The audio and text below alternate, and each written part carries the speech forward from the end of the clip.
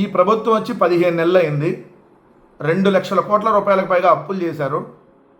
రోజుకో మీటింగ్ పేరుతో దుబారా చేస్తున్నారు. మళ్ళీ సరిపోదన్నట్టుగా ఇప్పుడు ఎల్లుండి అనంతపురంలో భారీ బహిరంగ సభ, సవాలు చేస్తూ సీఎం డిప్యూటీ సీఎం హాజరు కానున్న కూటమి, సీఎం డిప్యూటీ సీఎం సహా హాజరు కానున్న కూటమి నేతలు 15 నెలల్లో సవాళ్ళను అధిగమించి సంక్షేమ అభివృద్ధి అందించారంట.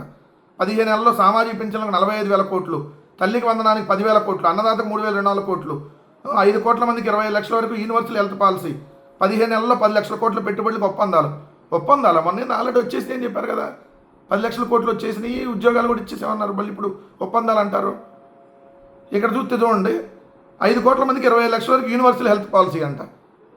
ఆరోగ్యశ్రీని ప్రైవేటు పరం చేసి మళ్ళీ చూడండి 25 లక్షల వరకు. జగన్మోహన్ రెడ్డి గారు అన్నప్పుడు 25 లక్షల వరకు ఆరోగ్యశ్రీలో తీసుకొని వచ్చి 1000 రూపాయలు దాటిన ప్రధానికి ఆరోగ్యశ్రీలో రూపాయి కూడా డబ్బులు కట్టకుండా కరోనాను కూడా ఆరోగ్యశ్రీలో తీసుకొని వస్తే, ఇప్పుడు ఆరోగ్యశ్రీని ప్రైవేటు పరం చేసి 15 నెలల కాలంలో ప్రజల సంక్షేమానికి, రాష్ట్ర అభివృద్ధికి 1,00,000 కోట్లకు పైగా వ్యయం చేశారంట.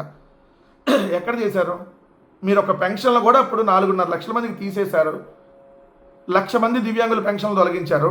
ఒక కొత్త పెన్షన్ ఇవ్వలేదు. 1,00,000 కోట్లు అభివృద్ధికి, సంక్షేమానికి ఖర్చు పెట్టారంట.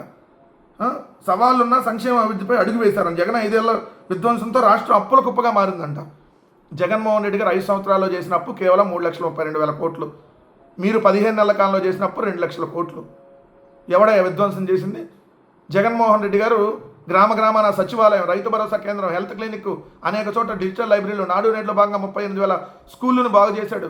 8వ తరగతి విద్యార్థులకు ట్యాబులు, ఇంగ్లీష్ మీడియం విద్య, ఈరోజు విద్యా వైద్య రంగంలో సమూల మార్పులు, 17 మెడికల్ కాలేజీలు, ఉద్దానం కిడ్నీ రీసెర్చ్ సెంటర్తో పాటు హాస్పిటల్, 4 పోర్టులు, 10 ఫిషింగ్ హార్బర్లు, 6 ఫిష్ ల్యాండ్ సెంటర్లు. నీ మొహానికి అటన్నింటినీ ప్రైవేట్ పరం చేస్తా మీరు మళ్ళీ మేము చేసిన విధ్వంసం అంటారా?